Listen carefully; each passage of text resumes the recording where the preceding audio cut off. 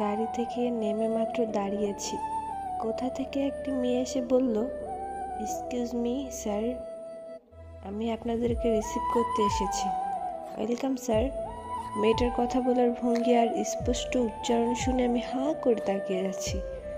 আমাকে রিসিভ করার জন্য মামাতো ভাই নিয়নের আসার কথা। এই মেয়েটাকে তো আমি চিনি না, তার উপরে সে স্যার স্যার বলে সম্বোধন করছে। অদ্ভুত ব্যাপার। আমি অবাক হয়ে বললাম, আপনি কে? মেয়েটি মিষ্টি করে হাসল। সেই হাসি দেখে যে কোনো ছেলের মাথা ঘুরে যাবার কথা। মাথায় হাত দিয়ে দেখি, না, আমার মাথা ঠিক হয়ে আছে, ঘুরছে না। ড্যাব ড্যাব করে তাকিয়েই রইলাম আমি। মেয়েটি বলল, আমি রাশা আলম। আপনি আমাকে রাশা নামেই ডাকতে পারেন স্যার। আপনাকে রিসিভ করার জন্য আমাকে পাঠানো হয়েছে। আমার চক্ষু চড়ক গাছ। আমি কি এমন ভিআইপি হয়ে গেলাম যে আমাকে রিসিভ করার জন্য এরকম সুন্দরী মেয়েকে পাঠানো হবে? তাছাড়া রাশা নামে আমার কোনো কাজিন নেই। এই মেয়েরা তাহলে কে? অবাক চোখে জিজ্ঞাসা করলাম, আপনি কি আমাকে রিসিভ করতে এসেছেন? জি স্যার, আপনাকেই। Are you sure? আমি আপনাকেই রিসিভ করার জন্য এত দূর থেকে এসেছি। আমি শিওর হব না তো আপনি হবেন স্যার? আমি কে বলুন তো? মেয়েটি হাসতে হাসতে বলল, আপনি কি নীলাভ স্যার? জি, আমি নীলাভ। কিন্তু স্যার হলাম কবে? আপনি মজাও করতে পারেন। কথা না বাড়িয়ে আসুন, সবাই অপেক্ষা করছে আপনার জন্য। কোথায় যাব? আমাদের বাসায়। বাসাটা কোথায়? আপনি ভুলে গেছেন? আমি আমতা আমতা করে বললাম, না মানে জায়গার নামটা যেন কি? বুড়িচং। আমি অবাক হলেও একটা হাঁপ ছাড়লাম। আমি বুড়িচংই যাব, আর আমার নাম নীলাবু। তার মানে মেয়েটি আমাকেই রিসিভ করতে এসেছে। কিন্তু আমাকে স্যার বলার কারণ বুঝতে পারছি না। যাই হোক, নিশ্চয়ই এটা আমার মামাতো ভাই বোনদের কারসাজি। আমাকে সম্মান প্রদর্শন করে ভরকে দেওয়ার প্ল্যান করেছে। ফোনেও চার্জ শেষ, তাই নিয়নকে ফোন দিতে পারছি না। আমার বন্ধু রাফি বলল, দোস্ত কি এত ভাবছিস বল তো, চল যাই। আমি এখানে কনফিউজড, মেয়েটার কথাও ভুল হচ্ছে কিনা কে জানে, কিন্তু সে আমার নাম জানার কথা নয়। ভাগ্যে যা আছে হবে, এখন যাও যাও। মেয়েটার সাথে গাড়িতে উঠে পড়লাম। রাফি নির্ঘাত সুন্দরী রাশা ম্যাডামের ওপর ক্রাশ খেয়ে বসে আছে, নয়তো এভাবে হাংলার মতন বারবার তাকাতো না। আমি রাফিকে চিমটি দিয়ে বারবার হুঁশ করিয়ে দিচ্ছি, নয়তো বেচারা তাকিয়ে থাকতে থাকতে কখন যে চিৎপটাং হয়ে যাবে ঠিক নেই। রাশা বলল, স্যার, আপনাদের আসতে কোনো অসুবিধা হয়নি তো? জি না। রাফি আকবারই বলল, অসুবিধা হয়নি? আর হলেও আপনাকে দেখার পর সব ভুলে গেছি। মেয়েটি আমার দিকে তাকালো অবাক হয়ে। আমি মুখ কাচুমাচু করে বললাম, ফান করছে, ওর কথা কিছু মনে করবেন না। বলেই রাফির পায়ে জোরে একটা চিমটি বসিয়ে দিলাম। রাফি চিৎকার করে উঠল। আমি বললাম, চেঁচাচ্ছিস কেন? মশা কামড়াচ্ছে তাই না? রাশা ব্যস্ত হয়ে বলল, গাড়িতে মশা? ডেঙ্গু হবে তো। ড্রাইভার, আপনি স্প্রে করেননি? ড্রাইভার গাড়ি থেমে স্প্রে করলো। রাফি বলল, এই মশা অ্যারোসলে মরবে না। রাশা অবাক হয়ে বলল, তাহলে কয়েলের ব্যবস্থা করব? এই মশা কয়েলেও মরবে না। এ মা, বলেন কি? তাহলে ব্যাটের ব্যবস্থা করব? ব্যাট? ব্যাট হলে গায়ের জোরে একটা মেরে মাথা ফাটিয়ে দিতাম। রাশা শব্দ করে হেসে উঠল। হাসুক, মহারানী জোকস না বুঝলে তো হাসবেই। যদি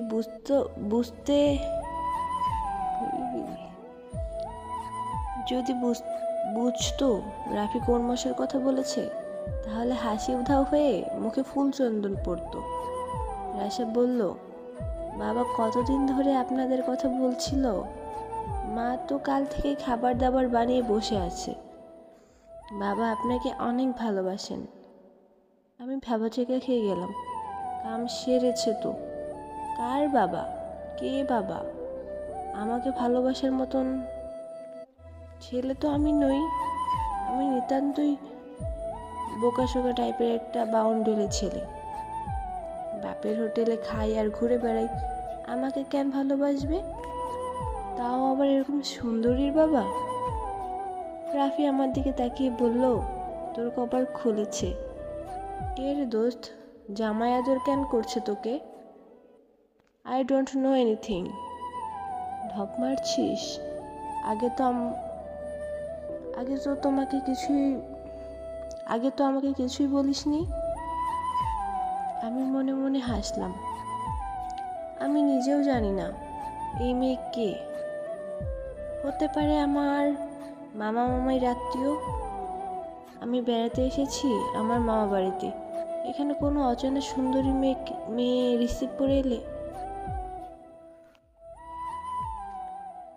আমার জানার কথা নয় তার বাবাকে। রাশা একটা দোকানের সামনে গাড়ি স্লো করতে বলে। আমার দিকে তাকালো, বিনয়ের সাথে জিজ্ঞাসা করলো, কিছু খাবেন স্যার? না, আমি কিছু খেতে চাচ্ছি না। রাশা রাফির দিকে তাকিয়ে বলল, স্যার আপনি কিছু খাবেন? রাফি হ্যাংলার মতন বলল, জি খাবো। কি খাবেন স্যার? যা খাওয়াবেন। বলুন না কি খাবেন। স্যার আমার কাছে খাওয়ানোর মতন কিছু নেই, আমি দোকান থেকে এনে দিচ্ছি, বলুন। আসলেই কি কিছু নেই? রাফির ফাজলামির ধরন দেখে আমি গায়ের জোরে ওর পায়ের ওপর পাড়া দিলাম। রাফি আবারও চেঁচিয়ে উঠল। রাশা জিজ্ঞাসা করল, কি সমস্যা স্যার? আবারও মশা কামড়াচ্ছে? আমি রাশিকে বললাম, আমরা কিছু খাবো না, আপনি প্লিজ তাড়াতাড়ি বাসা নিয়ে চলুন। কিছু খান না স্যার? আমি বিরক্ত হয়ে রাফিকে বললাম, তুই কিছু খেলে খেয়ে নে। রাফি টপ করে লাফ দিয়ে গাড়ি থেকে নেমে খেতে চলে গেল। রাশাও গেছে ওর সাথে। রাফি দোকানে গিয়ে কিছু কেনার বদলে রাশার গায়ে ঢলে ঢলে পড়ছিল। আমি জানালা দিয়ে তাকিয়ে আছি। উফ, ছেলেটাও যা ফাজিল। এই বন্ধুকে নিয়ে কোথাও গেলেও বিপদ, আবার না নিয়েও থাকতে পারি না। হাজার হলেও ছোটবেলা থেকেই আমার প্রাণের বন্ধু। ওরা ফিরে আসার পর গাড়ি স্টার্ট দেওয়া হলো। দ্রুত গাড়ি টেনে কিছুক্ষণের মধ্যেই একটা বাড়ির সামনে এসে গাড়ি দাঁড়ালো। আমি অবাক হয়ে তাকালাম বাড়িটার দিকে। গত 10 বছর নানা বাড়িতে আসিনি, নতুন বাড়ি করেছে সেটাও দেখিনি। কাজেই বাড়ির তফাৎ বোঝার সাধ্য আমার নেই। অবাক হলাম যখন দেখলাম একজন অচেনা লোক নীলাভ স্যার বলে এগিয়ে এলেন। কাহিনী দেখেই বুঝতে পারলাম কুছ তো গড়বড় হ্যায়। যা সন্দেহ করেছিলাম ঠিক তাই। মেয়েটি ভুলবশত অন্য কাউকে তুলে নিয়ে এসেছে। আমাকে তুলে নিয়ে এসেছে। এবার আবার মামাবাড়ির রাস্তা ধরতে হবে। তার আগে ওনাদের ভুলটা ভাঙিয়ে দিতে হবে। কথা বলতে যাব এমন সময় হঠাৎ দক্ষিণে হাওয়ায় শিরশির করে গায়ে এসে লাগলো। আচমকা হৃৎপিণ্ড লাফিয়ে উঠল। সামনে তাকিয়ে দেখি নীল শাড়িতে এক অপ্সরী বারান্দায় এসে দাঁড়িয়েছে। আমার নাম নীলাভ হওয়ার অজুহাতে এত বছর ধরে সেই নীলাকে খুঁজে বেরিয়েছি। সে এখন আমার সম্মুখে। এই একটা মেয়ের জন্য বহুদূর থেকে নীল পদ্ম তুলে এনে তার হাতে তুলে দেওয়া যায়। আমি মুগ্ধ। রাফি আমাকে ধাক্কা দিয়ে বলল, দোস্ত। আমি ফিরে তাকালাম, তারপর বারবার তাকাচ্ছিলাম সেই নীলাঞ্জনার দিকে। নীলাঞ্জনা আনমনে বারান্দায় রেলিং ধরে দাঁড়িয়ে আছে, কোনো দিকে ভ্রুক্ষেপ নেই। আমিও ওনাদের ভুল ভাঙাতে ভুলে গেলাম। ভুল টুল যা হবার হয়েছে। আমার নীলাঞ্জনার দেখা তো পেলাম, আগে ওর সাথে কথা বলতে হবে। বাড়িটা যারই হোক আগে তো বাড়িতে প্রবেশ করি, লোকটি আমার সাথে হ্যান্ডশেক করে আমাকে ভেতরে নিয়ে এলেন। এসি রুমে বসে শীতল হাওয়ার চেয়ে মেয়েটাকে আরেক পলক দেখাটাই আমার কাছে সবচেয়ে বড় মনে হচ্ছে। সেই নীলাঞ্জনাকে দেখার জন্য অস্থির হয়ে উঠলাম আমি। নীলপরীকে আরেকবার দেখার জন্য ব্যাকুল হয়ে আছি। রাশের মা ঠান্ডার শরবত নিয়ে এসে সামনে রাখলেন। রাফি তখন রাশা ও রাশার বাবার সাথে গল্প করেই চলেছে। ইতিমধ্যেই বেশ ভাবও জমিয়ে ফেলেছে। আমি শুধু চাতাক পাখির মতন চেয়ে আছি। মাঝে মাঝে আমার চোখ দুটো নীলাঞ্জনার বারান্দায় খুঁজছে। রাশা নিজে জিজ্ঞাসা করলো, স্যার কিছু খুঁজছেন? হ্যাঁ, কি খুঁজছেন স্যার? বলুন, আমি এনে দিই। এনে দিলে তো ভালোই হয়। কি জিনিস সেটা? আমার হুঁশ ফিরে এলো। কী সব উল্টাপাল্টা বলে যাচ্ছিলাম কে জানে। আমি তড়িঘড়ি করে বললাম, না না, খুঁজছি না কিছু।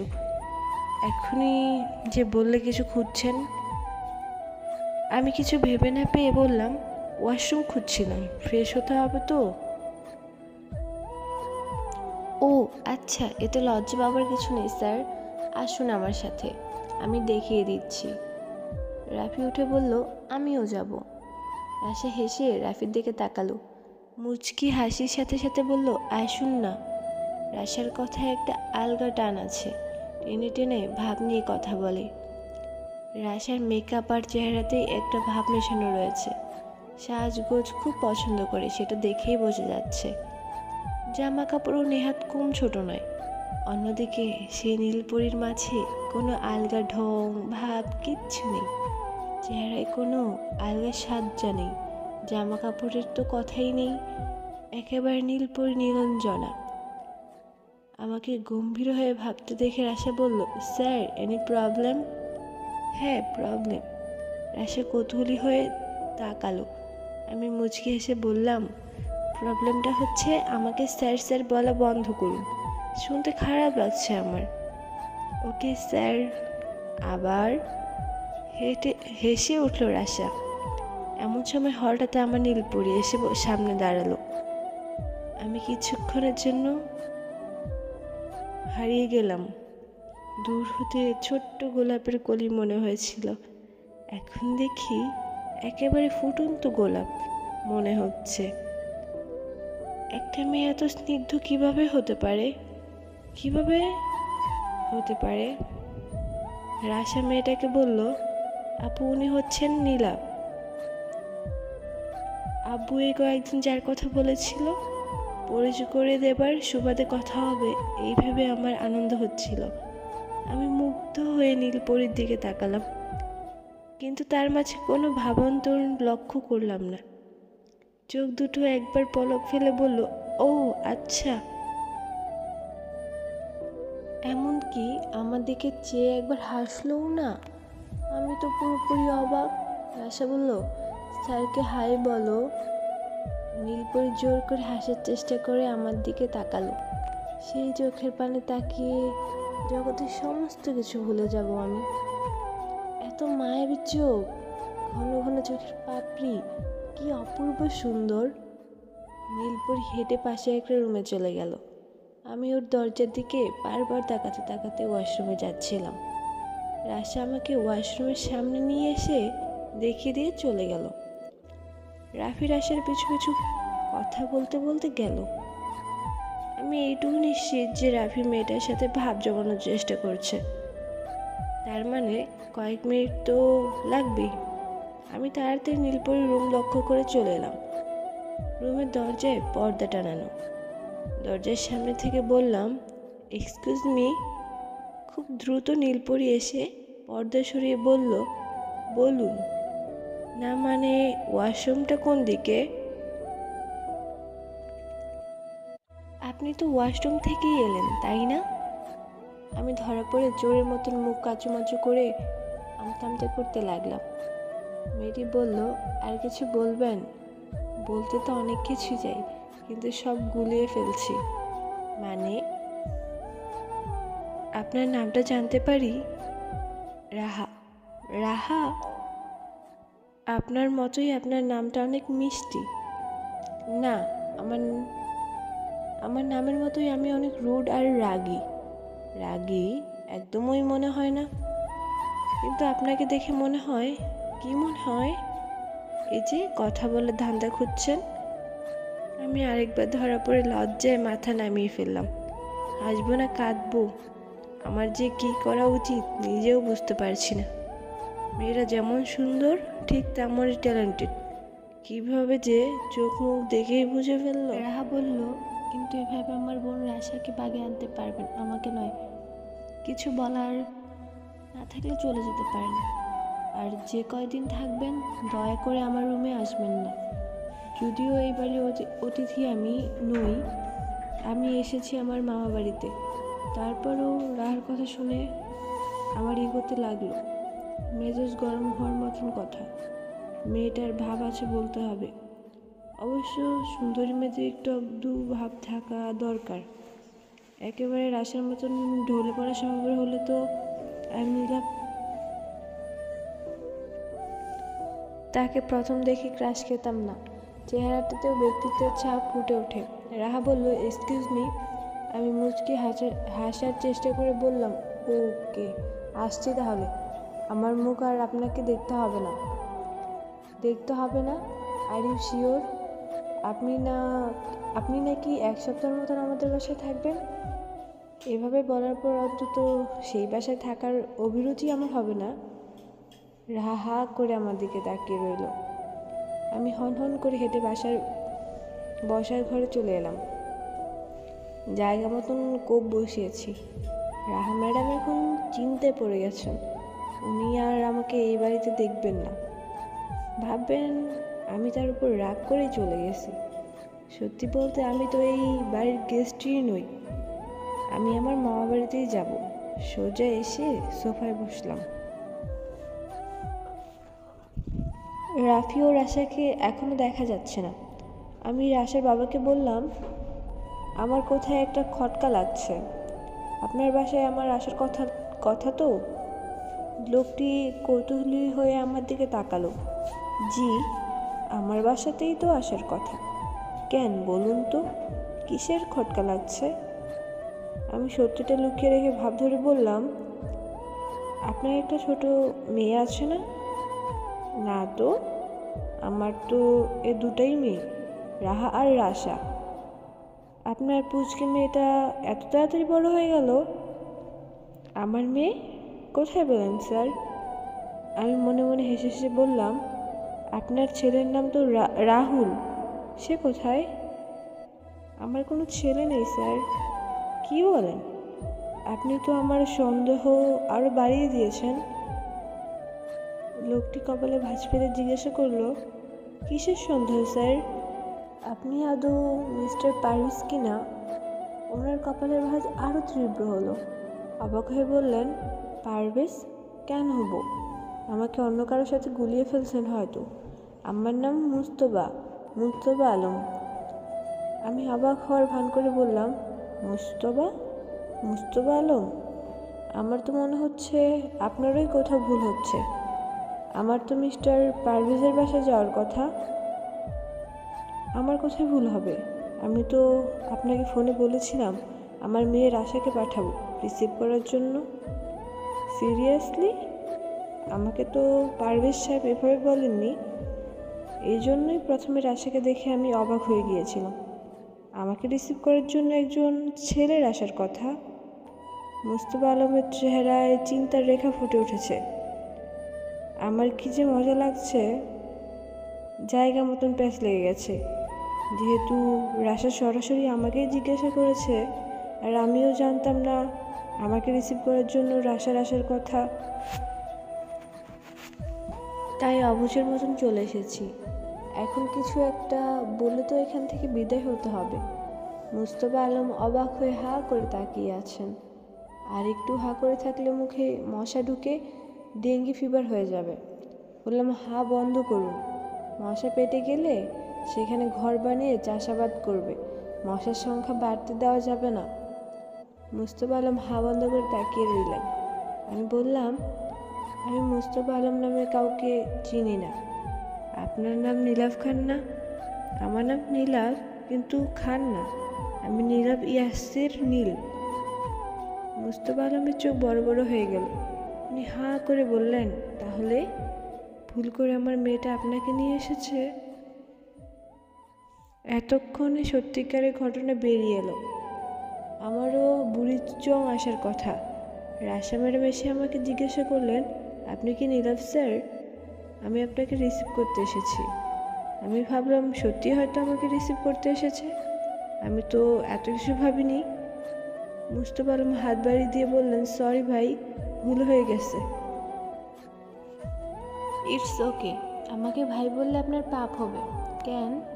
আমি হেসে বললাম, যাই হোক, আমি তাহলে আসি, আমার জরুরি মিটিং আছে। জি আচ্ছা, আমাকেও যেতে হবে আসল নীরব স্যারকে আনতে। আমি কিন্তু নকল নই। মুস্তফা আলম হেসে উঠলেন। হাসতে হাসতে বললেন, আপনি অনেক মজার লোক মশাই, আপনাকে আমার ভালো লেগেছে। জামাই করবেন নাকি? হা হা, আপনি এত মজার। ভুল করে হলেও পরিচয় ভালোই হলো। যোগাযোগ থাকুক, আবার আসবেন কিন্তু। অবশ্যই, আমাকে তো আসতেই হবে, বিড়বিড়িয়ে বললাম। মুস্তফা সাহেব বললেন, কিছু বলছেন? না কিছু না, আজ আসি তাহলে। মুস্তফা সাহেবের থেকে বিদায় নিয়ে আমি চলে আসলাম। নীলপরিয়া তখন নিশ্চয়ই আমাকে মিস করেছে আর ভাববে আমি সত্যিই ওর কথা চলে গেছি। তাদের নীলাভ আসার পর আবার আমাকে বেশি বেশি মিস করবে। হা হা। মামা বাড়িতে আসার পথেই নিয়নের সাথে দেখা হয়ে গেল। রাফি বারবার রাশের কথা বলছিল আর আক্ষেপ করছিল রাশের ফোন নাম্বারটা নিতে পারলো না বলে। আমি শুধু ওর কাণ্ড দেখছি আর হাসছি। নিয়নকে ব্যাপারটা খুলে বলা মাত্র তিনজন মিলে হাসি টোল পড়ে গেল। এত হাসাহাসির মধ্যেও নীলপরি রাহার কথা কিছুতেই মন থেকে মুছে ফেলতে পারলাম না। সারাক্ষণ রাহাকেই মনে পড়ে যাচ্ছে।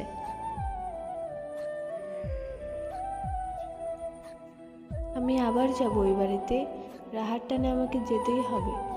নিয়ন আমাকে ধাক্কা দিয়ে বলল, কী রে, এত উদাস কেন?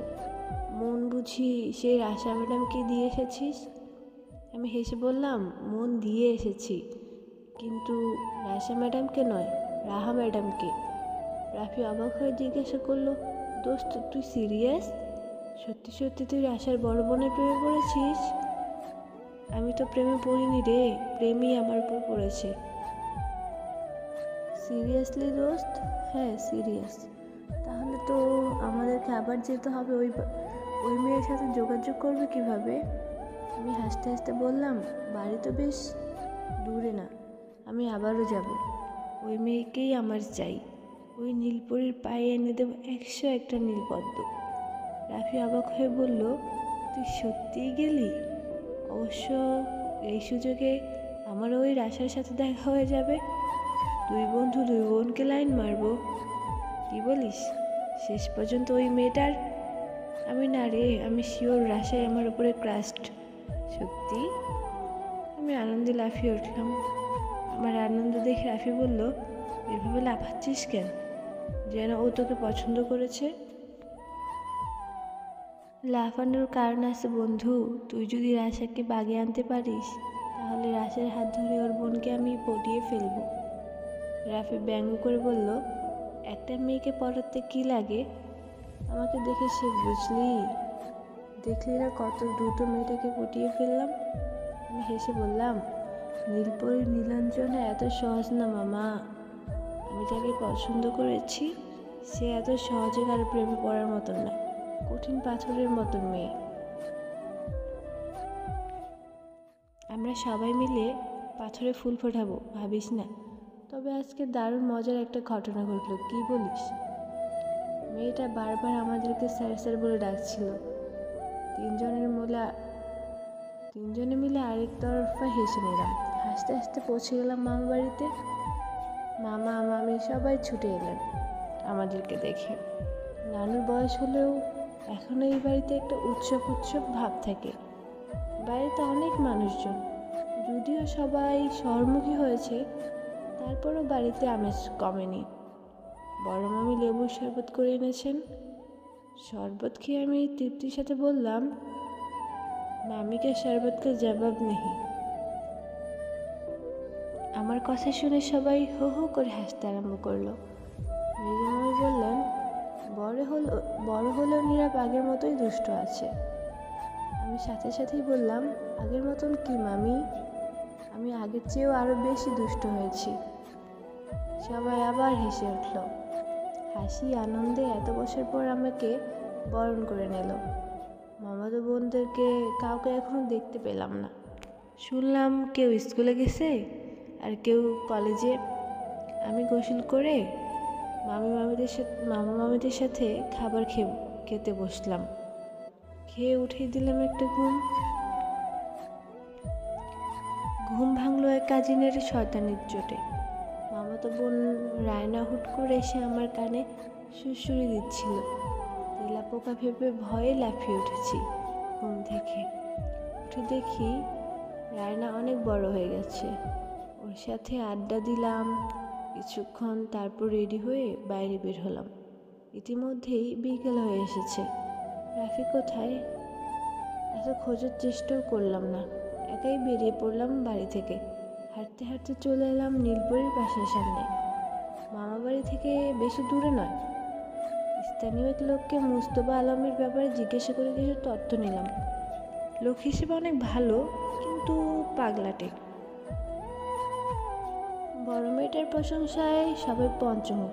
নিজের প্রিয়সীর প্রশংসা শুনতে ভালোই লাগছিল, আবার এটাও মনে হচ্ছিল যে বাড়ির লোকজন কেন আমার বউয়ের প্রশংসা করবে? আমার বউয়ের প্রশংসা শুধু আমি করব। বাড়ির সামনে উকিঝুঁকি মারলাম কিছুক্ষণ। হঠাৎ সুন্দরী রাহার মুখ ভেসে উঠল বারান্দায়। আমাকে দেখে বিদ্যুৎ শক খাওয়ার মতন চমকে উঠল। আমি সাথে সাথে লুকিয়ে পড়লাম গাছের আড়ালে। আড়াল থেকে দেখলাম রাহা আমাকে খুঁজছে। ভাবছে হয়তো মনের ভুল। রাহা অন্যদিকে ঘুরলে আবারও আড়াল থেকে ঘুরে সামনে এসে দাঁড়ালাম। রাহা অবাক হয়ে তাকালো, দুইবার চোখ ঘষাও দিল। সেই সুযোগে আমি কেটে পড়লাম। আমি জানি রাহা এখন আমাকে শুধু মিসের থেকেও বেশি কিছু থাকলে সেটাই করবে, আর মনে মনে ভাববে আমার প্রেমে পড়েছে কিনা।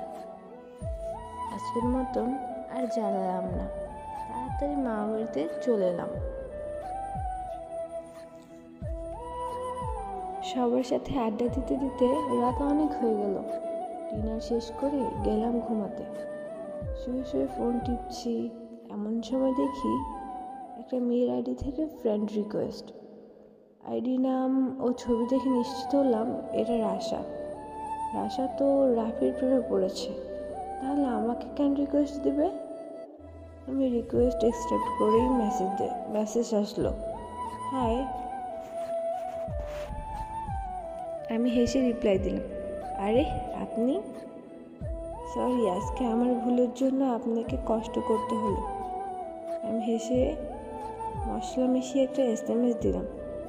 একটা মেসেজে কাজ হলো। রাশা বেশ খুশি হয়েছে। খুশিতে ডিগবাজি খাচ্ছে নিশ্চয়ই। রাশার সাথে চ্যাটিং করলাম অনেক রাত পর্যন্ত।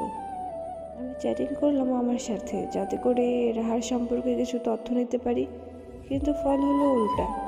কথাবার্তা বলতে বলতে মনে হলো রাশা নিজেই আমার উপর কাশ খেয়ে বসে আছে। শেষ পর্যন্ত কী যে হবে। রাত বাড়লে একসময় ঘুমিয়ে পড়লাম।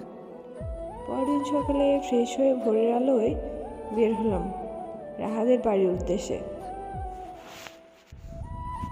বাসার সামনে এসে হাঁটাহাঁটি করতে লাগলাম। মনে মনে চাইছিলাম যেন রাহার সাথে একবার দেখা হয়ে যায়। হলোও তাই। কিছু দূর আসার পর দেখি রাহা আসছে। আমি ওকে না দেখার ভান করে হেঁটে যেতে লাগলাম। রাহা আমাকে দেখে ডাক দিল, এক্সকিউজ মি। এবার আমি না শোনার ভান করলাম। রাহা আবার ডাকলো পেছন ফিরে। অবাক হওয়ার ভান করে বললাম, আপনি? আমাদের বাড়ির কাছে আমি থাকবো না তো আপনি থাকবেন?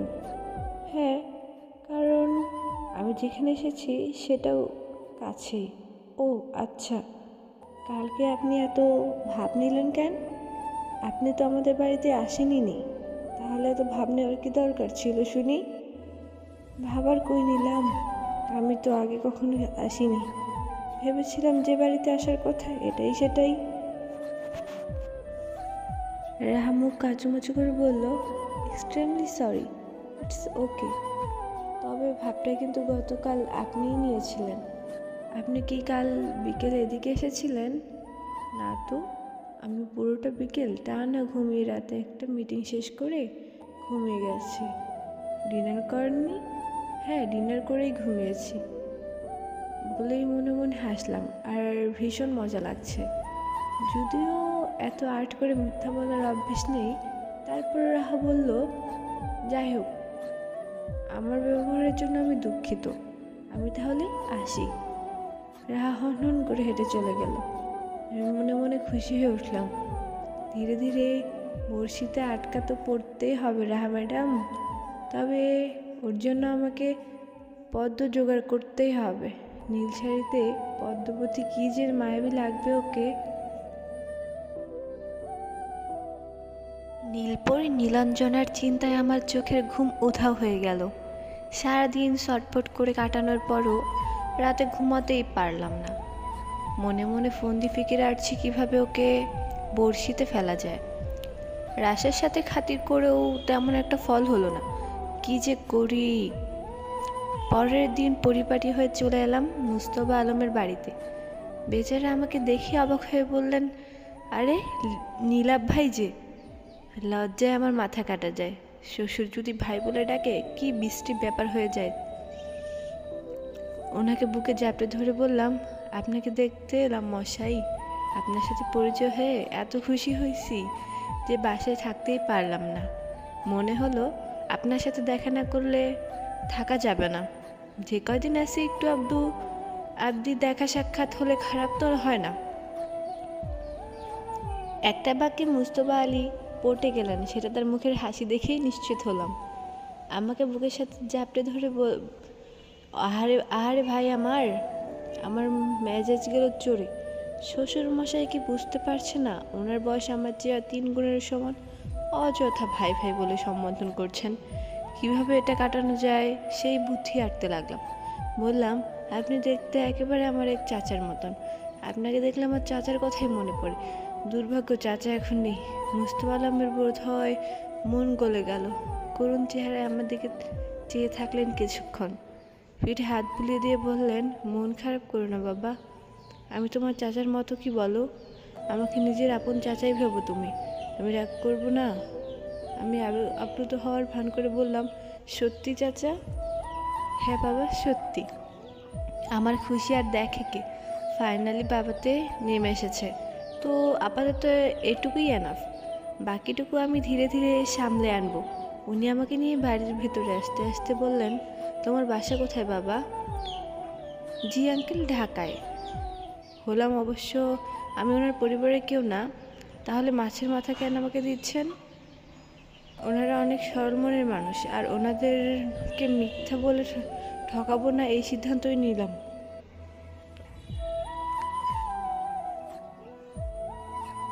খাওয়া শেষ করে অনেক রাত পর্যন্ত চাচার সাথে বসে আড্ডা দিলাম। এর মধ্যে দুবার রাহা বসার ঘর থেকে ঘুরে গেছে, যেন দেখে যেতে চায় আমি এখনো আছি কিনা। রাশা অবশ্য অনেকক্ষণ ওর বাবার পাশেই বসেই আমাদের সাথে আড্ডা দিচ্ছিল। বৃষ্টির তোর এখনো থামেনি। বড় মামাকে ফোন দিয়ে বলছি বন্ধুর বাসায় থাকবো। যদিও সময়টা খারাপ কাটছে না, মুস্তফা আলম আর চাচি দুজনেই বন্ধুসুলভ আচরণ করছেন।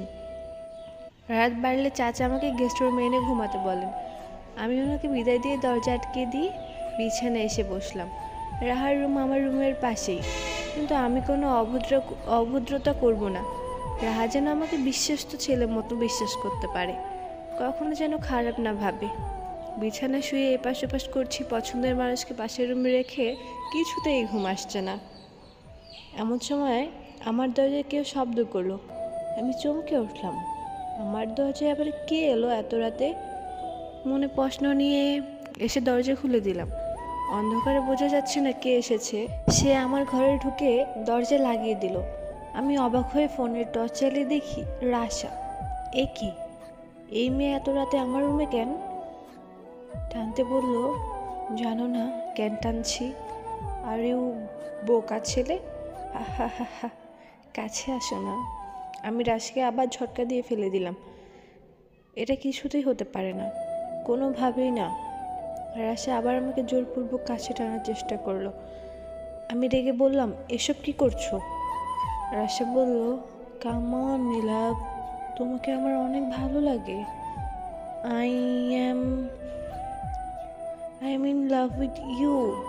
প্রথম দেখাতেই আমি তোমার প্রেমে পড়েছি, সেটা বোঝোনি?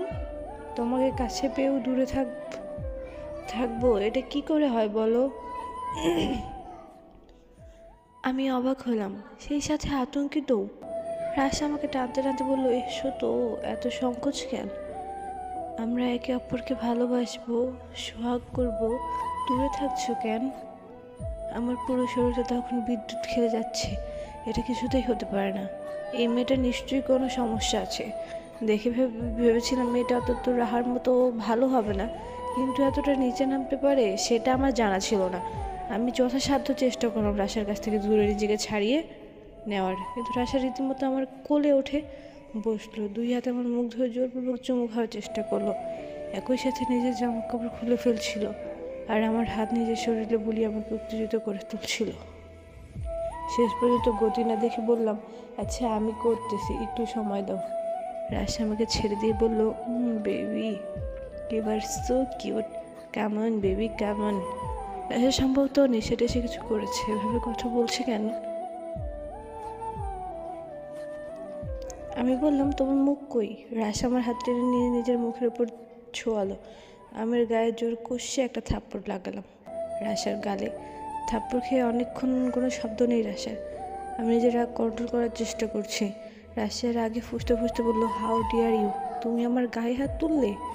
হাত তো তুমি তুলে দিচ্ছিলে, আমি সেই শুধে দিলাম। রাশিয়ার রেগে আগুন হয়ে বলল, ইউ আর। এরপর রাশা কাছে এসে দু হাতে আমার গাল চেপে ধরলো, বললো, আই ইউ কিল ইউ। আমি দু হাতে ওকে ছাড়িয়ে আবার একটা থাপ্পড় লাগালাম। আমার ভীষণ রাগ উঠে গেল। রাগে গজরাতে গজরাতে বললাম, এক্ষুনি যদি ঘর থেকে বেরিয়ে না যাও তাহলে তোমার বাবাকে গিয়ে সব বলে দেবো। বলবো আপনার মেয়ে একটা বেহায়া নোংরা নির্লজ্জ, একটা ছেলেকে জোর করে নিজের শরীর দিয়ে দিতে মাঝরাতে ঘরে ঢোকে। রাশা রেগে বলল, আমি বাবাকে বলবো তুমি আমাকে মুখ চেপে ধরে নিয়ে এসেছো। বাবা তোমাকে চেনে না, সে আমার কথাই বিশ্বাস করবে। আমার চোখ কপালে উঠে গেল, সাংঘাতিক মেয়ে তো এটা। আমি বললাম, বেশি কোনো কিছুই ভালো না, বেয়াদব মেয়ে, নিজের লিমিটের মধ্যেই থাকো, নয়তো খুব খারাপভাবে বলে দিচ্ছি। তুমি আমাকে চর মারার কে? আমি চেঁচিয়ে বললাম, তুমি আমাকে স্পষ্ট করার কে? Am I your lover, boyfriend, husband? আমি তোমার কেউ না। নির্লজ্জের মতন আমার ঘরে ঢুকে আবার আমাকে শাসাচ্ছ? তোমার নোংরামি আমি থামাতে পারছিলাম না, সেই জন্যই চর মেরেছি, ওকে? রাশার কথা বাড়লো না, ফোঁস করে ঘর থেকে বেরিয়ে গেল। আমারও খুব রাগ উঠছে। মুস্তফা আলমকে এখনই সব বলে দেব? ওই মেয়ে বলে দিলে হিতের বিপরীত হবে, তার আগে আমি বলে দেব। ফোনে টর্চ জ্বালিয়ে রুম থেকে বের হলাম। বের হয়ে এসেই দেখি দরজার সামনে রাহা দাঁড়িয়ে। ওর মুখোমুখি পড়ে আমি কী বলবো বুঝতে পারছিলাম না। রাহা নিজে আগে শুরু করলো, থ্যাঙ্কস, আপনাদের কথাগুলো আমি শুনে ফেলেছি। রাশাকে থাপ্পড় মেরে একটা উচিত কাজ করেছেন আপনি। অন্য যে কোনো মেয়ে হলেও এটা আমি মানতে পারতাম না। সব পুরুষ তো আপনার মতন হবে না, সুযোগ পেলে বাঘের মতন লাফিয়ে পড়বে। কে কীরকম আমি জানি না, আমি ওই রকম না, কখনোই হতে পারবো না। ফোনে টর্চটা নেবেন, তারপর কথা বলি। বাবা দেখলে অন্য কিছু ভাববে। আপনার বাবার কাছে যাচ্ছি ঘটনাটা বলার জন্য। রাহ আমার হাত টেনে ধরে বলল, না প্লিজ, ভুলেও এই কাজ করবেন না। যদি রাশা বলে দেয়? রাশা কিছু বলবে না, আর বললেও আমি সত্যিটা সাক্ষী দেব। কিন্তু আপনি প্লিজ বাবার কাছে যাবেন না। বাবার বয়স হয়েছে, সে আপনার কথা শুনলে নির্ঘাত হার্ট অ্যাটাক করবে। একজন বাবার কাছে এর চেয়ে অসম্মানের কিছু হতে পারে না। আমি রাহার দিকে তাকালাম। সত্যি তো, এভাবে তো ভেবে দেখিনি। রাহা বলল, রুমে আসুন, রুমে গিয়ে কথা বলি। রাহার কথা মতো ওকে আমার রুমে নিয়ে এলাম। রুমে এসে রাহা বিছানার উপর বসে পড়ল। দরজায় ভেজিয়ে দিয়ে এসেছি। আমি যথাসম্ভব চেষ্টা করছি দূরত্ব বজায় রেখে বসার জন্য। রাহা যেন আমাকে ভুল না বোঝে। রাশার স্পষ্টে আমার মনে যে শয়তানি উকি দিচ্ছিল, এবার যেন তা হয়। রাহা বলল, আপনি বসুন না, কোনো সমস্যা নেই, ইটস ওকে। আমার বসতে হবে না, বসলেও আমি কিছু মনে করবো না, প্লিজ বসুন। আমি রাহার পাশে বসে জড়সড় হয়ে রইলাম। কীভাবে কথা বলবো সেটাই বুঝতে পারছি না। নর্মালি আমি অনেক বকবক করলেও এই মুহূর্তে এরকম একটা পরিস্থিতিতে পড়ার পর মুখের ভাষা হারিয়ে গেছে। রাহা নিজে আগে কথা শুরু করলো। একটা বড় নিঃশ্বাস ফেলে বলল, বোনটা আর মানুষ হলো না। আমি চুপ করে আছি, এরকম কথা কিছু বলার থাকেও না, যেহেতু ঘটনার সাক্ষী রাহা নিজে। ভাগ্যিস রাহা সব শুনে ফেলেছে, অন্যথায় আমাকে খারাপ ভেবে বসে থাকতো। রাহা বলল, আপনাকে অসম্মানিত হতে হলো আমাদের বাসায় এসে, প্লিজ এসব কথা কারোর সাথে শেয়ার করবেন না। আমার বোনের লজ্জা কম থাকলেও আমার বাবা মায়ের একটা সম্মান আছে, প্লিজ। আমি বললাম, ওকে, কিছু মনে করবো না। না, ইটস ওকে, ইটস ওকে। আমি অবস্থিত হয়ে বললাম, কি আর বলবো রাশা, আপনাকে পছন্দ করে তাই হয়তো নিজেকে সামলাতে পারেনি, তাই বলে এভাবে পছন্দ করাটা স্বাভাবিক, কিন্তু রাশা যা করেছে সেটা অস্বাভাবিক। আমি ওকে ক্ষমা করতে পারছি না, প্লিজ রাহা, ব্যাপারটা ভুলে যান। ভুলে যাব? আমার বোন সেটা ভাবতেই আমার লজ্জা হচ্ছে, জানেন। বুঝতে পারছি, কিন্তু এটা মনে করে অযথা কষ্ট পেও না প্লিজ। সরি, তুমি বলে ফেলেছি, ইটস ওকে।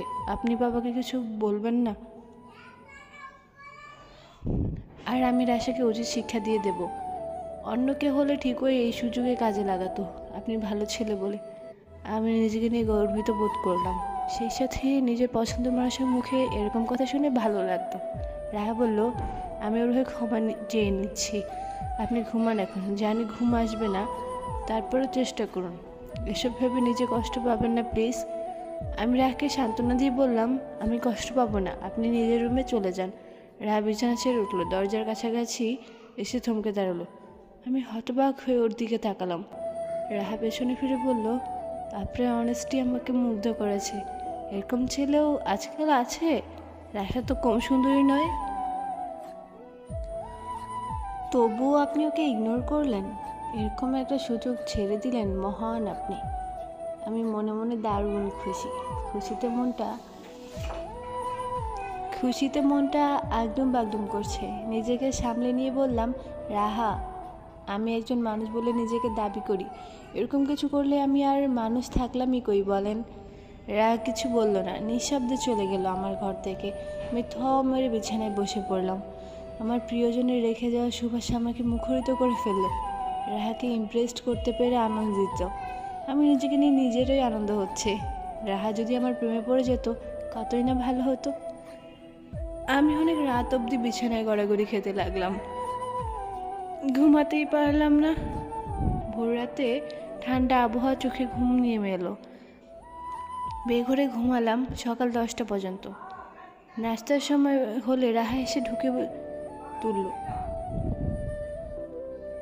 চোখ মেলে ওকে দেখতে পেয়ে আমার আনন্দ যেন ধরেই না, কিন্তু বাইরে খুশি প্রকাশ করলাম না। রাহা আমাকে ডাকতে ডাকতে বলল, উঠুন, আর কত ঘুমাবেন, আব্বু আম্মু নাস্তা টেবিলে ওয়েট করছে। আমি মুগ্ধ হলাম ওর আচরণে, এমনভাবে কথা বলছে যেন গত রাতে কিছুই হয়নি। রাহার এই গুণটা মন্ত্রমুগ্ধের মতন তাড়া করলো আমাকে। মেয়েটা সত্যিই অভাবনীয় সুন্দর। রাহা হাসি হাসি মুখে বলল, উঠুন তো, 10টা বাজে। আমি অবাক হওয়ার ভান করে বললাম, 10টা বাজে? ও মাই গড। আমি না ওঠা পর্যন্ত রাহা দাঁড়িয়ে রইল। আমি ওঠার পর ওয়াশরুমে গেলাম। বেরিয়ে এসে দেখলাম রাহা বিছানা গোছাচ্ছে আর মুচকি মুচকি হাসছে। হাসির কারণ জিজ্ঞাসা করলে কিছু বলল না। আমার বউ হলে এভাবেই প্রতিদিন বিছানা গোছাবে তো।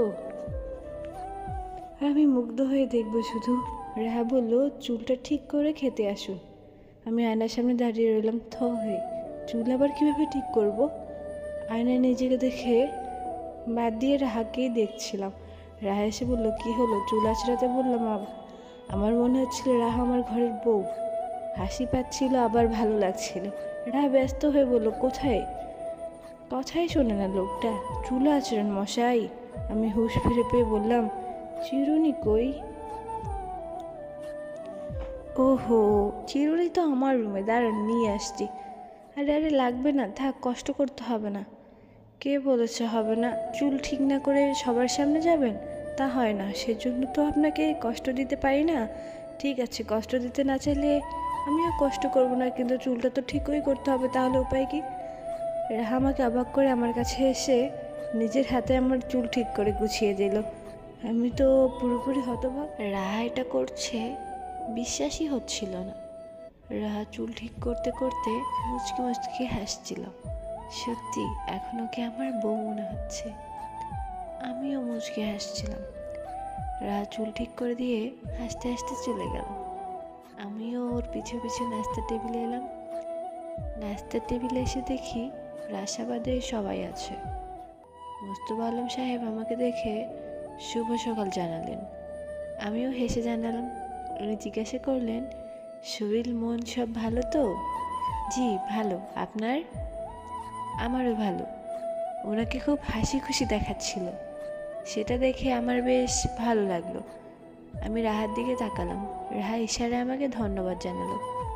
আমি বেশ বুঝলাম কেন ধন্যবাদ দিল। কারণ গতকাল রাতে ওর বাবাকে ব্যাপারটা জানালে হয়তো উনি এখন হাসপাতালে থাকতেন। এই হাসি মুখটা আর দেখা হতো না। রাহা আমার দিকে নাস্তা প্লেট এগিয়ে দিল। আমি প্লেট নিয়ে খাওয়া আরম্ভ করলাম। মুস্তফা আঙ্কেল বললেন, রাশা এলো না খেতে? রাহা বলল, বাবা ওর শরীর খারাপ, তাই শুয়ে আছে। সে কি, কি হয়েছে? আরে তেমন কিছু না, সারা রাত জেগেছিল তো, তাই এখন মাথা ব্যথা, ঘুমাচ্ছে। তুমি টেনশন করো না তো। আঙ্কেল আমার দিকে তাকিয়ে বললেন, বুঝলে নীলাভ? আমি জিজ্ঞাসা চোখে তাকালাম। আঙ্কেল বললেন, এই মেয়েটাকে নিয়ে আর পারি না। আমার একটা কথাও শুনবে না, খুব অনিয়ম করে চলবে। মেয়েটাকে নিয়ে আমি কী যে করব, আমি কিছু বললাম না। আন্টি বললেন, কিছুই করতে হবে না, দেখতে দেখতে মেয়ে বড় হয়ে গেল, এখন বিয়ে দিয়ে দাও, দেখবে সব ঠিক হয়ে গেছে। আঙ্কেল সম্মতি দিয়ে বললেন, তা ঠিক বলেছ, বিয়ে দিলেই সব ঠিক হয়ে যাবে। আন্টি বললেন, আগে রাহার বিয়েটা দিতে হবে, ওর বিয়েটা হয়ে গেলে তারপর আশা। আমি আর চোখে রাহার দিকে তাকালাম, দেখি লজ্জায় লাল হয়ে গেছে। বিয়ের কথা শুনে বোধ হয় মেয়েরা এভাবেই লাল হয়ে যায়।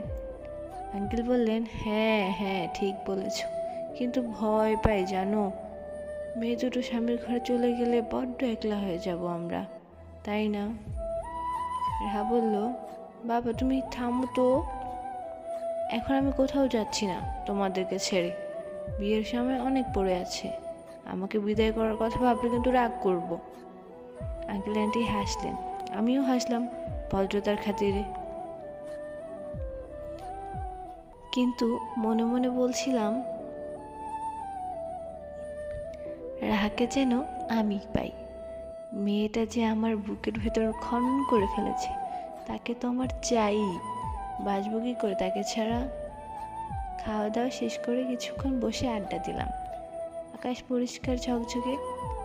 আমাকে এবার চলে যেতে হবে। সকাল থেকে খুব ভালো সময় কাটছিল। রাহার গুণে গত রাতের বাজে ব্যাপারটা ভুলে গিয়েছিলাম। আমি আঙ্কেল আন্টি থেকে বিদায় নিয়ে বের হবার পর রাহা দৌড়ে বাইরে এলো। রাস্তায় দাঁড়িয়ে আমাকে বলল, শুনুন। চলে যাচ্ছেন? হ্যাঁ যাচ্ছি তো। রাহা কি যেন বলতে যাচ্ছে, আমতা আমতা করছে শুধু। আমি জিজ্ঞাসা করলাম, কোনো সমস্যা? আপনি আর আসবেন না? অবশ্য এরকম বৃষ্টি ঘটনার পর আমাদের বাড়িতে আর না আসাটাই স্বাভাবিক। আসব। আমি জানি আপনি আসবেন না, জানি, ভালো করে জানি। আসবো বললাম তো, আপনার জন্য আসবো। রাহা আমার চোখের দিকে তাকালো, পরক্ষণে আবার চোখ নামিয়ে নিল। বলল, আপনার ফোনটা দেখি। আমি ফোন বের করে এগিয়ে দিলাম। রাহা কি যেন করলো, তারপর আমার ফোন এগিয়ে দিয়ে বলল, আমার নাম্বার সেভ করে দিলাম, বাসায় পৌঁছে আমাকে একটা ফোন দিবেন, একটা কথা বলতাম, কিন্তু এখন বলতে পারছি না, আসি। রাহা দৌড়ে বাসার ভেতর চলে গেল। আমি আনন্দে লাফিয়ে উঠলাম। তারপর চলে এলাম নানু বাড়িতে। মনে খুশির জোয়ার বইছে। এই আনন্দ কোথায় রাখি? নানু বাড়ির সবাই আমার লাফালাফি দেখে কারণ জানতে চাচ্ছিল। খুশি ঠেলায় কথাই বলতে পারছিলাম না। ছাদে এসে দরজা লাগিয়ে দিয়ে রাহাকে ফোন দিলাম। রাহার মিষ্টি কণ্ঠস্বর শুনেই বুকের ভিতর কেঁপে উঠল। অনেক আশা ও উত্তেজনা নিয়ে জিজ্ঞাসা করলাম, কি কথা যেন বলবেন বলেছিলেন?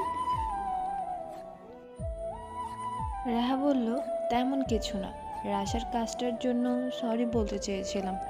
আমি ওর হয়ে ক্ষমা চাইছি, প্লিজ এটা মনে রাখবেন না। আমি হতাশ হয়ে বললাম, জাস্ট এটাই? হ্যাঁ এটাই, আর কিছু বলার নেই? ও আচ্ছা, আমি আরও ভাবলাম। কি ভাবলেন? আমি কিছু না বলে চুপ করে রইলাম।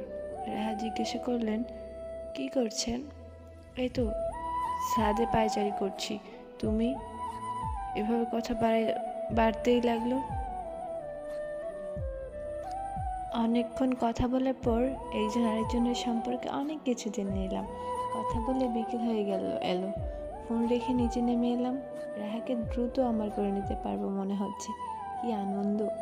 পরের দিন রাতেও অনেক রাত পর্যন্ত রাহার সাথে কথা হলো। মনে হচ্ছে এই একটা ঘটনার পরেই রাহা আমার প্রতি দুর্বল হয়ে গেছে। যাই হোক, যা হয়েছে ভালোই হয়েছে। কিন্তু রাতে খাবার টেবিলে মামা যা বললেন সেটার জন্য আমি একেবারেই প্রস্তুত ছিলাম না। বড় মামা হঠাৎ করেই তার মেয়েকে বিয়ে করার জন্য প্রস্তাব দিলেন। আমার মাথায় যেন আকাশ ভেঙে পড়ল। মা বাবা দুজনেই মামাকে অনেক ভালোবাসে। যদি তারা বিয়ের ব্যাপারে জোর করে তাহলে কি হবে? মামাতো বোন রাইসাও আমাদের সাথে খাচ্ছিল। বিয়ের প্রস্তাব দেওয়াতে উঠে চলে গেল। ওর চোখ মুখ দেখে আমি নিশ্চিত ও বিয়েতে রাজি। আমি নিরুপায় হয়ে মামার দিকে তাকালাম। মামা বললেন, রাইসা তোকে অনেক পছন্দ করে। আমরাও সবাই করি। যদিও বোনের ঘরে আত্মীয়তা করতে চাইছিলাম না, কিন্তু রাইসা ওর বোনদের সবাইকে বলেছে বিয়ে করলে তোকেই করবে। ওর পছন্দ তো ফেলতে পারি না বাবা। আমি মাথা নিচু করে ফেললাম। রাইসা তো নিজের কথা বলে রেহাই পেয়েছে। আমি এবার কিভাবে থামাবো সব কিছু? আমার পছন্দ অপছন্দ থাকতে পারে, বাবা মা সেটা ভেবেও দেখবে না? তার কাছে বড় ভাই ভাবির ইচ্ছেটাই অনেক গুরুত্বপূর্ণ। কি যে করি! আমি আর খেতে পারলাম না।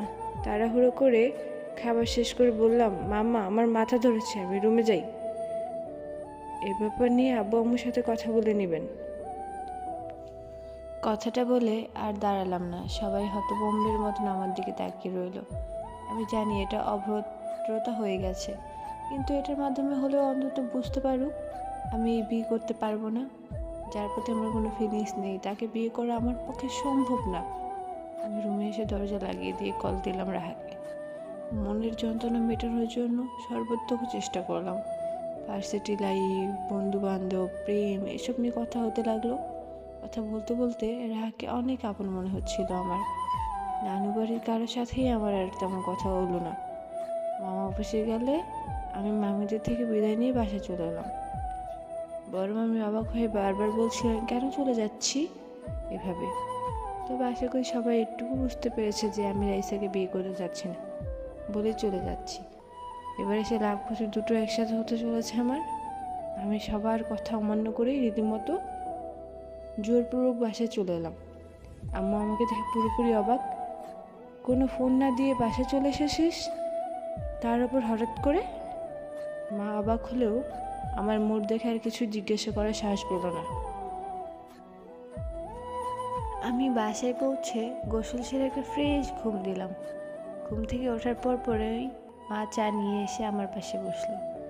কৌতূহলী চোখে জিজ্ঞাসা করলো, কি হয়েছে বাবা? তুই কি কোনো সমস্যায় আছিস? আম্মু, আমি একজনকে ভালোবাসি। মা খানিকটা হকচকিয়ে গেল ঠিকই, তারপর স্বাভাবিক গলায় বলল, ও সে তো ভালো কথা। মেয়েটার সাথে কি ঝগড়া হয়েছে? না মা, এখনো তো তাকে জানাতেই পারিনি। মা হেসে বলল, তাহলে আর দেরি কেন বাবা, দ্রুত জানিয়ে দে। আর আমারও তো একটা লাল টুকটুকে বউ দরকার। আমি মায়ের কোলে মাথা রেখে বললাম, মা আমি ওকে ছাড়া আর কাউকে বিয়ে করতে পারবো না। তোকে পারতে কে বলেছে? আমরা কি তোকে অন্য কোথাও বিয়ে দিচ্ছি নাকি? না মা, তবু বলে রাখলাম, আমি ওকে ভালোবাসি মানে ওকেই আমার চাই। আমি ওকে ছাড়া আর কাউকে গ্রহণ করতে পারবো না, ব্যাস। মাকে কথাটা বলে আমি চায়ে চুমুক দিলাম। মা হাসতে হাসতে আমার মাথায় হাত বুলিয়ে দিল। আমি আবেগের সুরে বললাম, আম্মু, রাহা অনেক মিষ্টি একটা মেয়ে, ওকে তোমার খুব পছন্দ হবে, দেখো। ওর নাম বুঝি রাহা? হ্যাঁ আম্মু, নামের মতোই মিষ্টি, কি যে কিউট, তুমি ভাবতেও পারবে না। যতটা না মিষ্টি দেখতে, তার চেয়ে বেশি সুন্দর ওর পার্সোনালিটি। আম্মু, তাড়াতাড়ি আমার ওকে নিয়ে আসতে চাই। আমার ঘরে হেঁটে হেঁটে বেড়াবে, দেখতে খুব ভালো লাগবে না বলো? মা আমার কথা শুনে হেসেই খুন হয়ে যাওয়ার মতন অবস্থা। আমার কথায় মায়ের আগ্রহ খানিক বেড়ে গেছে বুঝতে পারলাম। আমি আরও বেশি বেশি রাহাকে নিয়ে সুনাম গাইতে চেষ্টা করলাম, যাতে ওর প্রতি মায়ের একটা আলাদা ফিলিংস জন্মে। শেষে ক্লান্ত হয়ে মাকে রুম থেকে বিদায় দিলাম। মনটা এখন অনেক ফুরফুরে।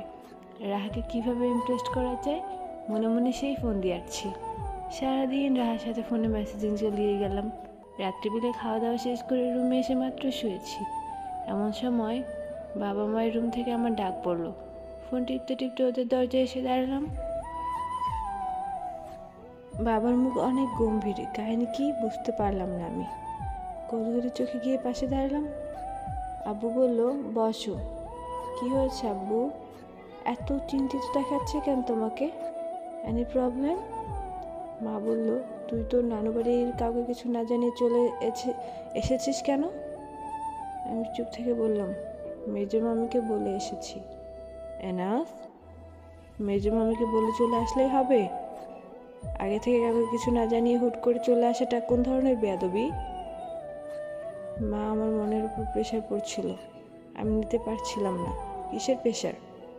মা কিছু জানায়নি তোমাকে? মামা কিছু জানায়নি তোমাকে? মা বলল, না, শুধু তোর নানা ফোন দিয়ে বলল ছেলে মানুষ করতে পারোনি, বেয়াদব হয়েছে। গতকাল রাতে বাসার বাইরে ছিল, আর আজকে কাউকে কিছু না বলে চলে গেছে। আমাদের মান সম্মান রাখলি না কিছু। সবাই তোকে কত ভালো জানতো, অথচ এটা কি করে এলি? আমি নিশ্চুপ। আমি নিজেও জানি এটা উচিত হয়নি, কিন্তু সেখানে থাকলে আমার বিয়ের কথা বলতো। তাছাড়া রাইসা যেহেতু আমাকে পছন্দ করে, সেখানে থাকা ন্যায়সঙ্গত মনে হয়নি আমার, তাই চলে এসেছি। কিন্তু বাবা মাকে কীভাবে বোঝাই? আব্বু রেগে বললেন, এই শিক্ষা দিয়েছি তোমাকে? ঘুরতে গিয়ে এভাবে আমাকে ছোট করলে? তোমার নানা আমাকে এসব কি বললো আজকে? এত বছরের সংসারে কখনো কেউ কিছু বলতে পারেনি আমাকে। আমি মাথা নিচু করে রইলাম। আব্বু আবার বলল, তোমার এত রকম কাজের স্বভাব ছিল না, তোমার তো এরকম বাজে স্বভাব ছিল না। এসব আসলো কোথা থেকে? কার সাথে মিশে এরকম হয়ে গেলে? আব্বু, বড় মামা। চুপ থাকো, একটা কথা বলবে না তুমি। আমার কথাটা শোনো, তাহলে বুঝবে কেন চলে এসেছি। বাবা মা একে অপরের মুখ চাওয়াচাই করলেন। আমি বললাম, আগে শোনো, তারপর বলিও আমার কাজটা আদৌ খারাপ হয়েছে কিনা। আব্বু আমার দিকে তাকালেন। আমি বললাম, তার আগে বলো, তোমরা কি আসলে কিছু জানো না? না, কি জানার কথা বলছিস? বড় মামা রাইসাকে বিয়ে করার প্রস্তাব দিয়েছেন। আব্বু আম্মু দুজনে চমকে উঠল। বাবা অবাক হয়ে বলল, হোয়াট? কি বলো তুমি? আমি বললাম, হ্যাঁ আব্বু, বড় মামা চান আমি রাইসাকে বিয়ে করি, আর রাইসা নিজেও আমাকে পছন্দ করে। আমি যাওয়ার পর থেকে সারাক্ষণ আশেপাশে ঘুরঘুর করে। আমার আনইজি লাগছিল। আমি রাইসাকে কোনোভাবেই বিয়ে করতে পারবো না, কারণ আমি একজনকে ভালোবাসি, আর সেজন্যই আমি চলে আসতে বাধ্য হয়েছি। বাবা মা কোনো কথা বললেন না। মা কেমন হতভম্ব হয়ে গেছে। অনেকক্ষণ চুপচাপ থাকার পর মা বললেন, তুই রাইসাকে পছন্দ করিস না? আমি অবাক হয়ে মায়ের দিকে তাকালাম। এখন আবার মার মন ঘুরে যাবে না তো? রাইসা মায়ের নিজের ভাতিজি আর নিজের ভাই যদি বিয়ে দিতে চায়, মা না করতে পারবে না? মা বলল, রাইসাকে ভালো লাগে না তোর? রাইসাকে ভালো লাগা খারাপ লাগার বিষয় নয়। আমার পছন্দের একজন আছে, আমি তাকে ছাড়া আর কাউকে বিয়ে করতে পারবো না। বাকিটা তোমরা ম্যানেজ করে নিও। মামার সাথে কীভাবে কথা বলতে হবে তোমরা বলবে। আম্মু আব্বু দুজনেই গম্ভীর। আমি উঠে দাঁড়াতে দাঁড়াতে বললাম, আমি এখন রুমে যাব। যাও। আমি সোজা নিজের রুমে চলে এলাম। আব্বু আম্মুর ওপরে ছেড়ে দিয়েছি ব্যাপারটা, এখন সব কিছু ওনারা ম্যানেজ করে নেবেন। আমার আর ঝামেলা রইল না। মনে সুখে রাহার সাথে চ্যাটিং করতে লাগলাম। রাহা বলল, কোথাও ঘুরতে যেতে ইচ্ছে করছে খুব, চলো যাই। আমার বাইকে যাবা? রাহা রিপ্লাই দিল, কিভাবে সম্ভব? আমি আসবো বাইক নিয়ে। এত দূর থেকে বাইক নিয়ে? হ্যাঁ, তুমি যেতে বললে অবশ্যই আসবো। আপনার কষ্ট হবে, থাক, কষ্ট একটু না হয় হবে, আমি আসবো। আপনি আসতে চাইলে ট্রেনে আসুন, এসে দেখা করেই চলে যাবেন। Okay ma'am, যথাজ্ঞা। রাহার সাথে পরদিন দেখা করতে যাব এরকমই পরিকল্পনা করে রাখলাম। অথচ সকালবেলা রেডি হয়ে বের হওয়ার সময় দেখি মুস্তফা আঙ্কেল আমাদের বাসার সামনে। আমি তো অবাক, আঙ্কেল এখানে? উনি আমাকে দেখে হাসলেন। আমি ছুটে গিয়ে শুভেচ্ছা জানালাম আঙ্কেলকে। বললেন, তোমার টানে না এসে পারলাম না। সত্যি? আমি আঙ্কেলের দিকে অবাক হয়ে তাকালাম। ঘরের মধ্যে আছি বোধহয়। আঙ্কেল বললেন, রাহার জন্য পাত্র দেখতে এসেছিলাম, ভাবলাম তোমার সাথে দেখা করে যাই। আমার ট্রেন আর 2 ঘন্টা পরে। আমি আকাশ থেকে পড়লাম। আমি যে ট্রেনে যাওয়ার জন্য বের হয়েছি, আঙ্কেল সেই ট্রেনেই বাড়ি ফিরবেন। আমার তাহলে কোনোভাবেই রাহার সাথে দেখা হবে না। কিন্তু তার চেয়ে করুণ কথা সেটা হচ্ছে রাহার জন্য পাত্র। আমি কৌতূহলের ভান করে বললাম, আঙ্কেল, পাত্র দেখতে এসেছিলেন? হ্যাঁ, পাত্র ইঞ্জিনিয়ার। ছেলে আমার খুব পছন্দ হয়েছে। আমার বুকের ভেতর দাউ দাউ করে আগুন জ্বলে উঠল। আঙ্কেলকে নিয়ে বাসার ভেতরে প্রবেশ করলাম। আজ আমার কোনোভাবেই আর যাওয়া হবে না। কিন্তু রাহার বিয়ে কিভাবে আটকাবো আমি? একসাথে দুজনের বিয়ে কথা উঠেছে, কি অদ্ভুত নিয়ম। মুস্তফা আঙ্কেল নাস্তা করে বাবা মায়ের সাথে সৌজন্য সাক্ষাৎ করেই চলে যাওয়ার জন্য বের হলেন। আমি আজ আর যাব না। আগামীকাল গিয়ে রাহাকে প্রপোজ করে দিব সরাসরি। রাহাকে ফোনে বিয়ের কথাটা বলতেই ও কেমন জড়সড়ো হয়ে গেল। অনেকক্ষণ থম মেরে চুপ রইল। আমি হ্যালো হ্যালো বললাম কিছুক্ষণ, কিন্তু কোনো রিপ্লাই পেলাম না। শেষে বাধ্য হয়ে ফোন কেটে দিলাম। পরের দিন গিয়ে সরাসরি ওকে প্রপোজ করবো, এরকমই চিন্তা ভাবনা আমার। কিন্তু এর মধ্যে বাঁধলো আরেক বিপত্তি। রাত্রিবেলা আব্বু আম্মু আমাকে ডেকে বললেন, তোমার নানু বাড়ির সবাই চাই তুমি রাইসাকে বিয়ে করো। সবাই চাইলে কি হবে, আমি তো চাই না, তোমাকেও চাইতে হবে। আমাদেরও রাইসাকে অনেক পছন্দ। কিন্তু আব্বু, আমি একজনকে পছন্দ করি। আব্বু বলল, তাকে আমাদের বাসায় নিয়ে এসো, আমরা দেখি, যদি পছন্দ হয় তাহলে তাকেই বিয়ে করিও। আর যদি মনে হয় সে আমাদের বাড়ির বউ হওয়ার অযোগ্য, তাহলে রাইসাকে বিয়ে করতে হবে তোমার। রাহাকে হারানোর চিন্তাটা আমার ভেতরে একেবারে জেঁকে বসেছে। শান্তি মতন চলাফেরাও করতে পারছি না। কিভাবে সব কিছু সমাধান করা যায় সেই চিন্তা আমাকে গ্রাস করে ফেলেছে। রাহাকে মেসেজ দিয়ে কোনো উত্তর পেলাম না। ফোন দিলেও কয়েকবার রিং হলো, কিন্তু রাহা রিসিভ করলো না। আমি আজকে দেখা করতে যাব বলেছিলাম। ও নিশ্চয় অপেক্ষা করে বসেছিল। আমি যাইনি বলে নির্ঘাত ভয়ানক রেগে আছে। কিন্তু ফোন না ধরলে তো রাগও ভাঙাতে পারবো না। মেসেজ দিয়ে অপেক্ষা করতে লাগলাম অনেকক্ষণ পর রাহার নাম্বার থেকে কল আসলো। রিসিভ করার পরও ভেজা ভেজা কণ্ঠে বলল, আমার তো মরণ দশা হয়ে গেছে। কেন? আমার বিয়ে পাকা করে ফেলেছে বাবা। একেবারে পাকা করে ফেলেছে? কি বলো এসব? হ্যাঁ, বাবা এই ছেলের সাথেই আমার বিয়ে দিবে। কিন্তু আমি কোনোভাবেই ওকে বিয়ে করতে পারবো না। আমি কৌতূহলবশত জানতে চাইলাম, কেন পারবে না? কারণ ওই ছেলেটার সাথে আমার একসময় রিলেশন ছিল, ব্রেকআপ হয়ে গেছে। ছেলে আমাকে যা ইচ্ছে তাই অপমান করছিল। যে আমাকে অপমান করেছে তার সাথে থাকা আমার পক্ষে পসিবল না। আমি চুপচাপ শুনে যাচ্ছি। রাহা বলল, ছেলেটা আমার পিছু ছাড়েনি, কিন্তু বিশ্বাস করুন, ওর প্রতি আমার বিন্দু মাত্র ফিলিংস নেই। আমি ওকে বিয়ে করলে সুখী হতে পারবো না। অপমানগুলো আজীবন আমাকে কুড়ে কুড়ে খাবে। ওকে ভালোবাসতেও পারবো না। কিন্তু বাবা তো পাকা কথা দিয়ে ফেলেছে, বললেন এখন যেভাবে হোক বিয়েটা আটকাতে হবে। রাহা, একটা কথা বলবো? হ্যাঁ বলুন। আমারও সেম প্রবলেম। বাসা থেকে বিয়ের জন্য মেয়ে ঠিক করে ফেলেছে আমার মামাতো বোনের সাথে। কিন্তু আমি তো আমাকে কি? রাহা, আমি তোমাকে পছন্দ করি। শুধু পছন্দ না, আমি তোমাকে নিয়ে আজীবন থাকার স্বপ্ন দেখি। বিশ্বাস করো, প্রথম দিন তোমাকে দেখেই আমি তোমার প্রেমে পড়ে গিয়েছিলাম। রাহা নিশ্চুপ। আমি বললাম, আমাকে বিলিভ করো রাহা, আমি একটুও মিথ্যা বলছি না। আমি সত্যি প্রথম দেখাতেই তোমার প্রেমে পড়েছি। Love in first sight. Please Raha, আমাকে ভুল বোঝো না। আমি সারা জীবনের জন্য শুধু তোমাকেই পেতে চাই। হুট করে কলটা কেটে গেল। ধক করে উঠল আমার বুক। আবার ডায়াল করলাম, কিন্তু রাহা রিসিভ করলো না। এদিকে আমার টেনশন হু হু করে বাড়ছে। একদিকে বিয়ের টেনশন, একদিকে রাইসা, একদিকে ভালোবাসা হারানো। সব মিলে কঠিন প্যারায় পড়েছি আমি। রাহাকে আর ফোন দেওয়ার সাহস পাইনি। ক্ষমা চেয়ে SMS পাঠালাম ওর নাম্বারে। জানি না এতে কতটুকু লাভ হবে, কিন্তু রাহা যেন আমাকে ভুল না বোঝে। পরের দিন থেকে দেখি রাহার নাম্বার বন্ধ। আমার সাথে যোগাযোগ বন্ধ করার জন্যই ফোন অফ রেখেছে, নাকি আবার বিয়ের ব্যবস্থা করেছে, সেটা ভেবে চিন্তা ভেঙে পড়লাম আমি। সারাদিন ফোন দিয়ে বন্ধই পেলাম। এভাবে 2 দিন পার হয়ে গেল। আব্বু আম্মু আমাকে বারবার প্রেশার দিচ্ছে, হয় রাহাকে নিয়ে এসো তাদের সাথে দেখা করিয়ে দেওয়ার জন্য, আর নয়তো রাইসাকে বিয়ে করার জন্য।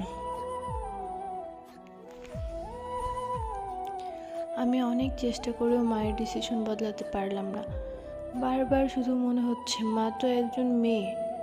একজন মেয়ে কেন বুঝতে পারছে না তার ছেলের ভেতরে কি বয়ে যাচ্ছে?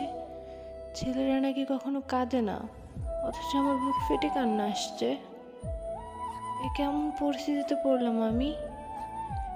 যে আমি সারা জীবন হেসে খেলে পার করেছি, সেই আমাকে এইভাবে চাপে ফেলে দেওয়া হলো। কার জীবনে কখন কি আসে কেউ বলতে পারে না। আজ আর থাকতে পারলাম না। রাহার ফোন তো বন্ধ, কিন্তু আমি একবার ওর সামনে গিয়ে দাঁড়াবো। আমি সরাসরি যাব ওর বাসায়। ওকে ডিরেক্ট জিজ্ঞাসা করব আমাকে ভালোবাসতে পারবে কি না। আর যদিও আমার থেকে হারিয়ে গিয়ে থাকে, তাহলে কি করব নিজেও জানি না। আশা হারলাম না, কিন্তু দুশ্চিন্তায় মর্মর অবস্থা আমার। মনে হাজারো প্রশ্ন আর দগ্ধ হৃদয় নিয়ে রাহাদের বাসায় চলে এলাম। রাহার মা আমাকে দেখে অবাক। খুশি হয়ে বললেন, বাবা তুমি? আমি বললাম, আন্টি আঙ্কেল কোথায়? উনি তো বাসায় নেই বাবা, কাজে গেছেন। বিকেলের আগে ফিরবে না মনে হয়। আমি তাহলে একটু বসি? হ্যাঁ বাবা বসো, আমি শরবত এনে দিচ্ছি। আন্টি লাগবে না, আমি রাহার সাথে একটু জরুরি কথা বলতে চাই। ও কি বাসায় আছে? আন্টি অবাক হলেও লুকিয়ে গিয়ে বললেন, রাহা? রাহা রুমে আছে। কী বিষয়ে কথা বাবা?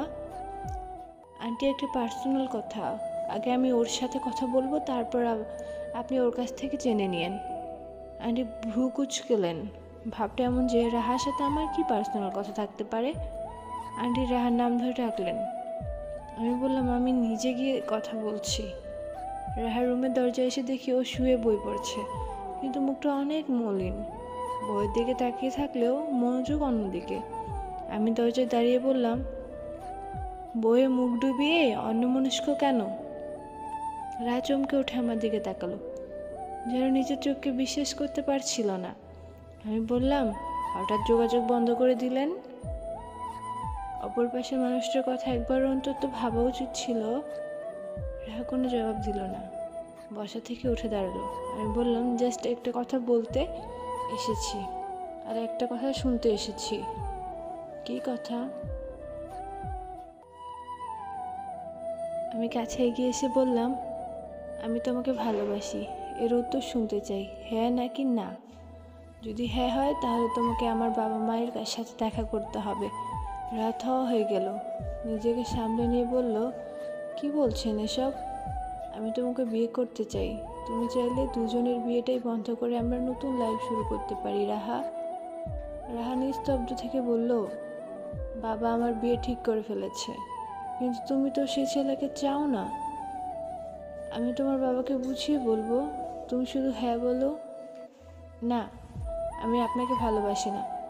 আমার সমস্যাটা কোথায়? কোনো সমস্যা নেই, আমি পারবো না, চলে যান প্লিজ। রাহা আমাকে রুমে রেখে দৌড়ে বেরিয়ে গেল।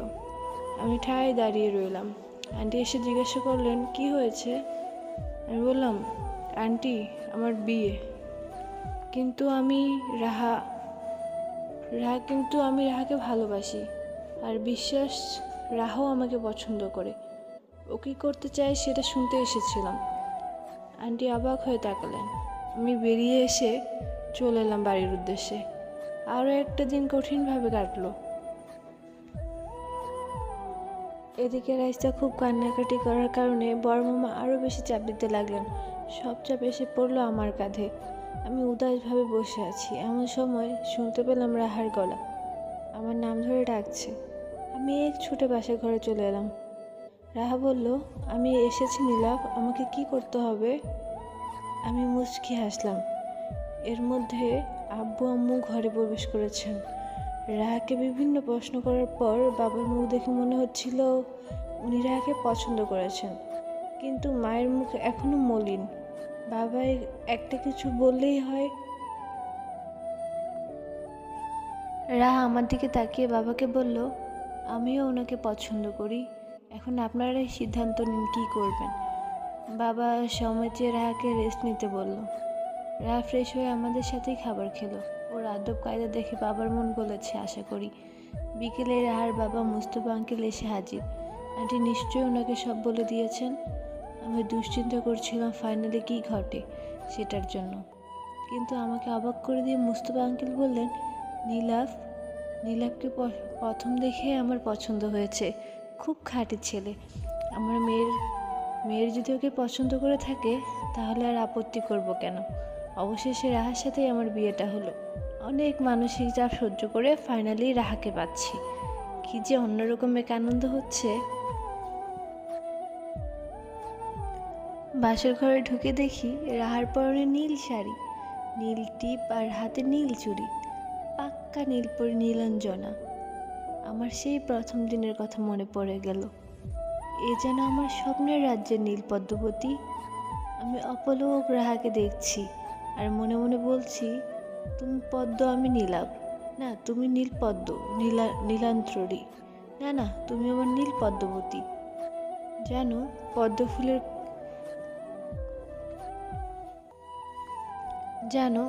ফুলের কোনো আকর্ষণীয় ঘ্রাণ নেই, তবু আমি তোমাকে স্নিগ্ধ কোমল ঘ্রাণ খুঁজে পাই। হ্যাঁ, পদ্মেরও ঘ্রাণ আছে, যে ঘ্রাণ শুধু তোমাতেই সাজে। জানো, তোমাকে আজ ঠিক পদ্ম ফুলের মতন লাগছে। তবুও আমার ইচ্ছে হচ্ছে একগুচ্ছ পদ্ম ওর হাতে তুলে দেই। আপাতত পদ্ম তো নেই, ভালোবাসার হাতটাকেই না হয় পদ্ম ভেবে গ্রহণ করুক। আমি রাহার দিকে হাত বাড়িয়ে দিলাম। রাহা হেসে সাদরে গ্রহণ করলো সেই ভালোবাসার স্পর্শ।